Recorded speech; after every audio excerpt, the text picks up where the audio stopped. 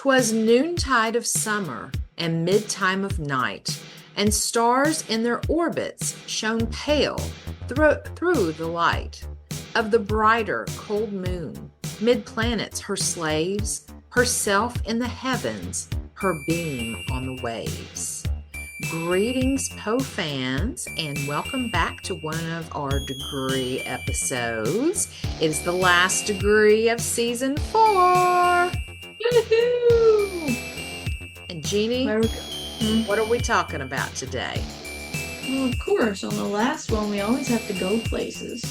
So we're going Absolutely. to a Poe place. And that Poe place is like the very first Poe place. Yes. And that's Boston, Massachusetts. Yes. And if you can see behind me and behind Jeannie, looks like he's going towards Jeannie and away from me. And so we'll talk about the statue here in a little bit.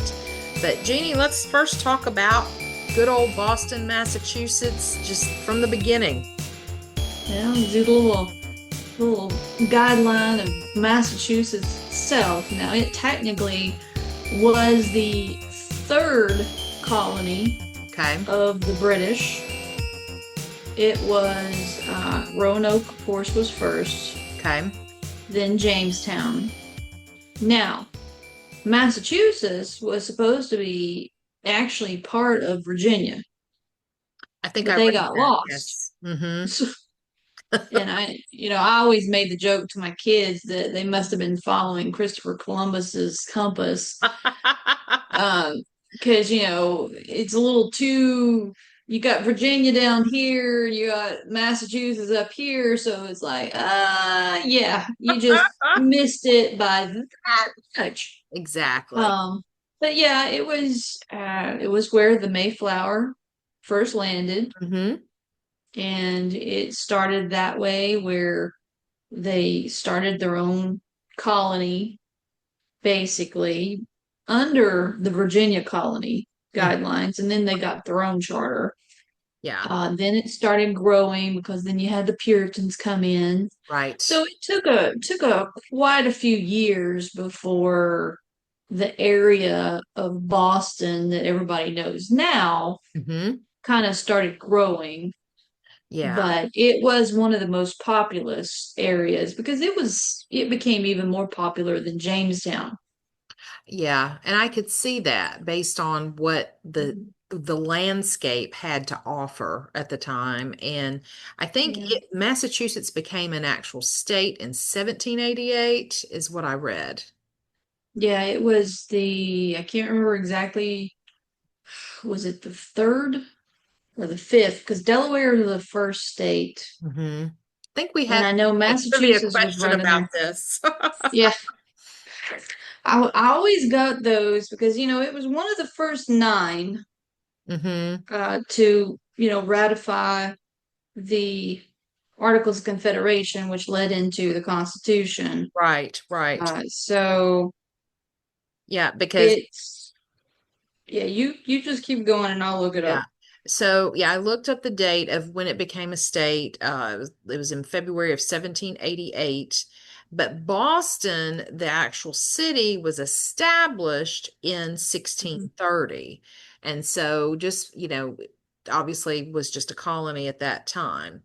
And then we're not going to focus a whole lot on Boston's history during this particular episode because we want to talk more about Poe and his time here.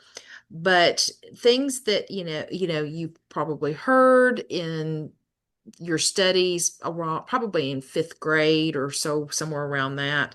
The Boston Tea Party was in December of 1773.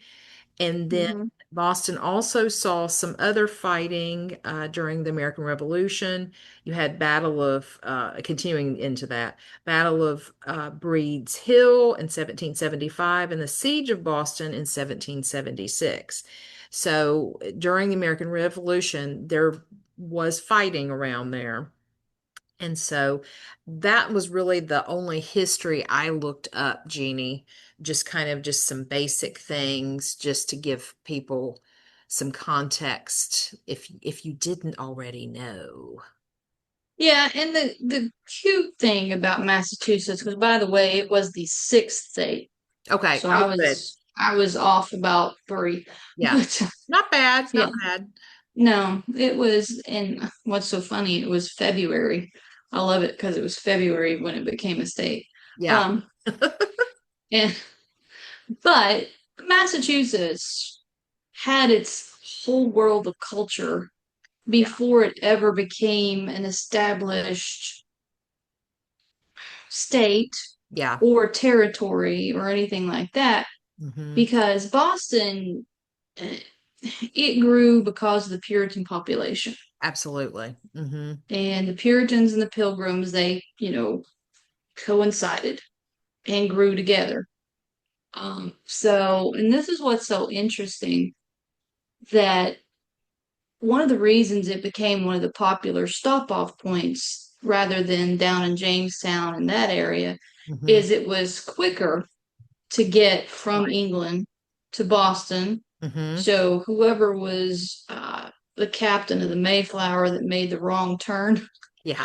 actually did actually did a good service to the area of Massachusetts. Yeah. But one of the cute things about the Massachusetts state is a lot of people, if you look at it on a map, it's kind of like Italy. Italy has that boot, looks like it's kicking Yep. Crete, or is it Sicily or Crete that it's, I can't remember which one it Remember. is, but Yeah. it looks like it's using it as a soccer ball. Hmm. Hmm. But in Massachusetts, what's really ironic is it looks like it has a witch's shoe Yes. coming off of it. It And so does. it makes it even so perfect because of Salem. Yeah.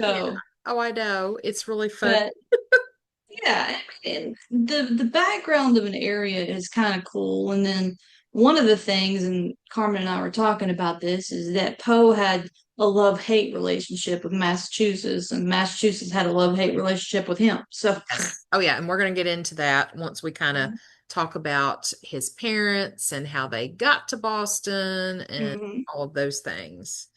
But yes, as I think many of you already know, Poe was born January 19th, 1809, and his parents were Eliza Arnold Poe, and father was David Poe Jr. They Mhm. were both traveling actors, and they, around 1806, kind of like stopped in Boston. They got jobs at at one of the theaters there and kind of stayed for about 3 years till right around Poe was born. And they already Yep. had Henry Poe was the older brother who was about 2 years older. He was born in 1807. And so they basically stayed for three theatrical seasons. That's hard to say fast. And Exactly. Eliza had more of a stage presence, and so she basically ended up getting leading roles. And some of the things that she performed were like Ophelia in Hamlet and also Cordelia in King Lear.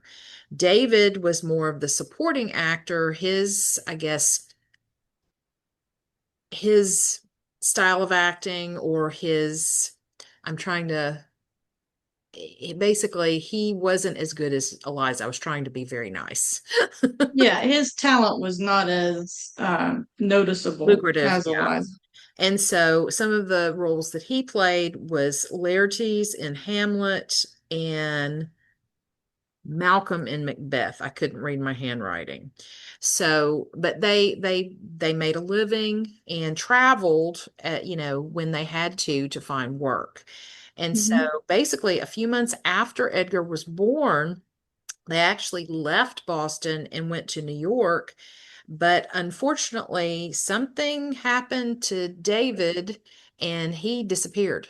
No one really knows what really happened. It's believed that he died most likely of tuberculosis Hmm. and around that same year. Yes, or, since we don't strictly know what happened to him, we could Hmm. speculate until now, until the cows come home, because Yeah, David could have just dumped them all and ran off and just said, moved "No, I'm somewhere not going to be else. around anymore." Yeah. Or, he could have had a gambling problem. Yeah, it's really it's kind of interesting because he left a mystery behind his death and Mhm. whereabouts and then death. Poe left a Yep. mystery behind his death. So like father, like son in a Yeah. way. It's like history repeating itself as Absolutely. usual. Yeah. And so then Eliza pretty much traveled with the two boys wherever she could get work. And that's how she ended up in Richmond, where she died from tuberculosis in 1811. And that's where Poe went to the Allens. I was going to say David Henry went to Poe's grandparents. And then Rosalie was very like basically a baby at this point, and she went to the Mackenzies. So that kind of gives you the little bit about how Eliza and David ended up in Boston. Yeah. So basically, once Eliza passed and the three children were, you know, basically found homes with other families, Hmm. Boston really was a non-essential city for Poe until a little bit later. Yeah, because he kind of, like we all do, we sometimes wonder back to where it all started. Hmm. And that's kind of what happened to him because that's how he ended up joining the military under Edgar Exactly. A. Carey. Yeah, 1827 is when he did Hmm. that. And And so, which is kind of ironic yeah, because that's the same time that when his poetry book, which a guy in Boston, can't remember, C.S. What was it?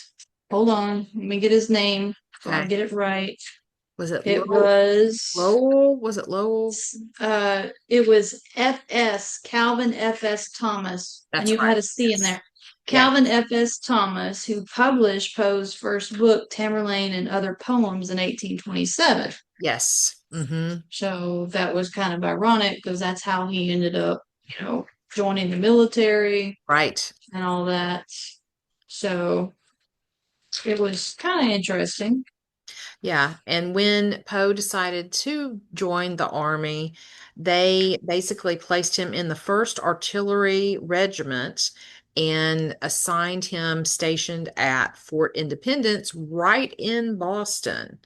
And Mhm. that's located in the Boston Harbor. I've visited that area and walked around the big fort. You can kind of go and see some of it. It's really pretty cool.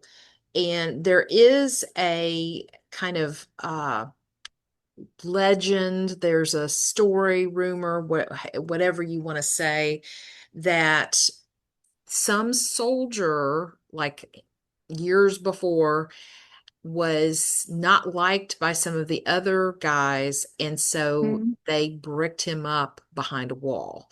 And so there's a loose, rumor that maybe Poe took part of that, thinking of the Cask of Amontillado later when he wrote it.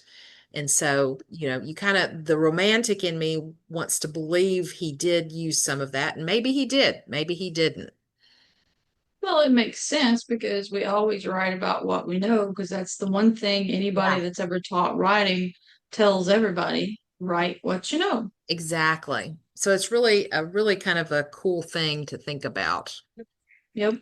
But yeah, and so then when he published his first group of poems, he Mhm. put it under not his name, but Mhm. a Bostonian.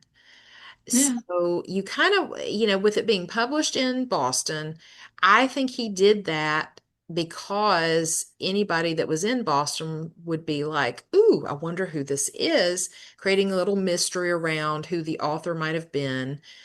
But like Jeannie said, the work did not do well in selling copies. No, and another thing is the reason he probably didn't put his name on it because he was not, he was joining the military under an assumed name anyway. So Right, it's right. like he was in Boston, but he didn't want to know anyone to know it was him that was in Boston. Yeah, exactly. Because So he continued the anonymity. Yeah, because he was at this point when he went there and joined the army, he had finished at University of Virginia, pretty Mhm. much breaking all the ties with him and John Allen, and he just needed to get away and become his own person. And that's basically what he did. Yeah, and the odd thing is that, he was so young. I mean, he was young when he went to the University of Virginia, Mm-hmm. and he only stayed there less than a year, like we said in our one episode. And then this time, he is joining the military by saying that he's 22, Mm-hmm. which he's not. He's Right. only 18, 18. barely 18. Right. So he just went to Boston to lie everywhere is all my thing. Yeah. He's lying about his age, he's lying about his name, he's publishing works under assumed, anonymous Mm-hmm. and all that. So he really was, well, we could partly say he was throwing a teenage temper tantrum. Yeah, exactly. And the thing is, you kind of wonder the what if Hmm. his poetry book at this time would have taken off, what would have happened? Would he have Yeah. revealed who he was? Would he have been Edgar Perry? Would he have been Edgar Poe? You kind of wonder. Well, and another thing is that you might think that the reason he did it anonymously is he wanted to see how it would be received as a nobody, Yeah, to see if it could absolutely. stand kind of on its own type of thing. Exactly. Exactly. So, I mean, we could speculate. There's all different times, Oh, but yeah. like with anything, Poe pretty much had a weirdness to his Oh, yeah. to the way he did things. So who knows? Oh, Who I know. knows? Well, the next thing I'm going to bring up is, once Poe started working as an editor and he was doing criticisms of other people's work, I'm going to read a quote that it's from his mother, and she had done a watercolor painting of Boston in 1808. She gifted it to Edgar on her deathbed. And Hmm. so it's the only thing he really had of his mother's, like from right when she died. And on the back, it said, "For my little son Edgar, who should ever love Boston, the place of his birth and where his mother found her best and most sympathetic friends."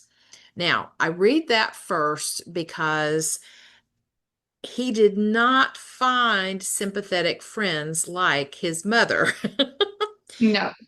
He pretty much, as Jeannie just said, had a love-hate relationship with Boston and many of the writers there, especially Henry Wadsworth Longfellow. They did not like each other. Poe was not a fan of the transcendental writers, and he really believed that they were just trying to be preachy in all of their work and not creating art for art's sake. Because Poe he really did not like a lot of these writers. He gave them harsh reviews. He wrote a long essay, and I'm going to quote this from an article that I found. This was in the November 1st issue of the Broadway Journal, and he was basically defending himself against some of the Boston critics of the time. And Hmm. he says, and I think this is really interesting because he kind of puts it in like a third person perspective. He says, "We like Boston. We were born there. And perhaps it is just as well not to mention that we are heartily ashamed of the fact. The Bostonians are very well in their way. Their hotels are bad. Their pumpkin pies are delicious. Their poetry is not so good. Their common is no common thing. And the duck pond might answer if its answer could be heard for the frogs." So I thought that was very interesting, and it kind of ties into the statue that Jeannie and I have behind our heads. And so we were Hmm. kind of like we have the night and day version. We also have the Yep. coming and going. Front and back. Yeah. Yeah, exactly. And so it it's really cool to think about. And this particular statue, I've never really done the digging into who the sculptor was. And I know it was done in 2014, but Mhm. reading, I am currently reading More Than Love, Edgar Allan Poe. And this is a collection of essays edited by Amy Armiento. And the sculptor has an essay in the book. And it's called Reflections on Poe Returning to Boston. And so whenever I have visited Boston, I always try to go by the statue because I love it. And so the picture behind me is one I actually took the first time I went. And so I've always wondered, was the intention him leaving Boston or returning? And so I finally have my answer. She created it for him returning. And so I think, Jeannie, you want to talk about some of the things that are on the statue really that's really cool? Yeah, the article that I was reading was posted, I believe, in the Boston Magazine Hmm. or one of the other news sections. I can't remember. And the sculptor, as you were talking about, Hmm. her first name, I can't Yes. start. Stephanie Rocknick. Yes, Stephanie. And she was talking about how when she was creating the statue, she made it to where it looked like he was rushing off and he had his briefcase, and out of his briefcase and behind Carmen's head that you can see is falling like the heart, the anatomical heart, which is the Mm. telltale heart, pages that are from other works, and of course the raven exploding out, Yeah. trying to fly out of a suitcase. And it looks like he is in a hurry because he is on a mission of some sort. And Mm. she wanted it to reflect, like you said, his return to Boston, his success Yeah. as he was returning to Boston, because as we said from the very beginning, there was always a love-hate relationship that was going on. Yes.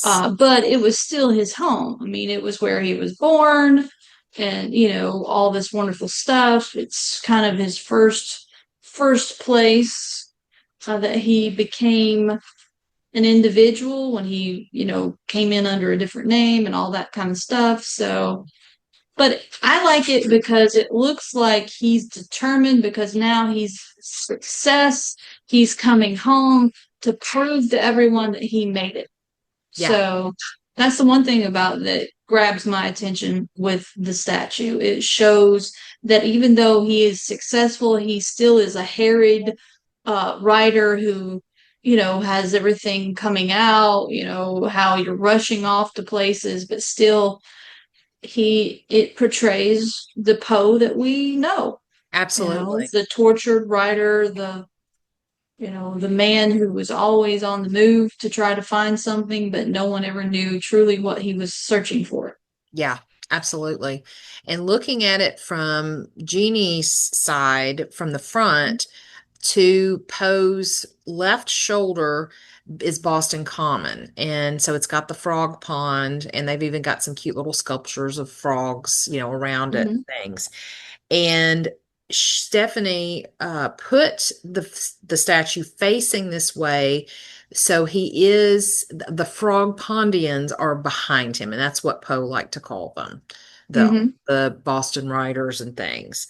And so I Yep. thought that was kind of neat that she did that, because if he was walking towards it, I guess you would have a different perspective of Poe going either forward or toward the frog pond. Well, and at the same time, with Poe's, what do you call, disinterest in the other writers, especially Right. transcendentalists, it Yeah. kind of makes sense that he's facing away from the frog pond, the commons Hmm. area, Yeah. and he, moving at his own pace, like his own beat of his drone drummer kind of Yeah. thing. And so that made it even more. And besides this, when they finally placed the statue, it was, if I remember the article correctly, it was on October the 31st. So it Hmm. was kind of an ironic.